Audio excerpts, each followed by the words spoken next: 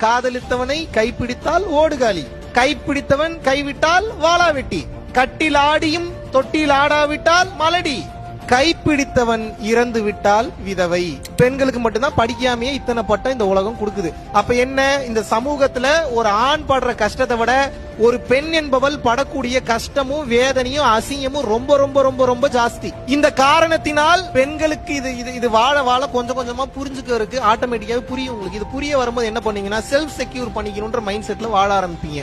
அப்ப என்னன்னா, பொருள் பற்று பொருள் பிடிப்பு என்பது மிகவும் அதிகமாகி விடுகிறது. ஒரு ஆம்பளை ஒரு ரோட்ல படுறானா கூட ஈஸியா படுத்துவான். ஒரு பெண்ணால் அப்படி படுத்து தூங்க முடியாது. எப்படி தூங்க முடியும்? பாதுகாப்பு கிடையாது. உலகம் என்று அப்படித்தான் இருக்கிறது. குடும்ப மான மரியாதை போயிடும். அப்ப என்ன, அக்கமோடேட்டிங் குவாலிட்டி பெண்களுக்கு கம்மி, ஆண்களுக்கு அதிகம். ஏற்றுக்கொள்ளக்கூடிய தன்மை இதனால்தான் ஆணிற்கு அதிகம், பெண்ணிற்கு குறைவு. இப்ப புரியுதா புரியலையா? சண்டைக்கு வந்துட மாட்டீங்கல்ல? என்னங்க நீங்க பெண்களை ஏன் இப்படி பேசுறீங்க? வைக்க பாருங்க, பெண்களை மிகவும்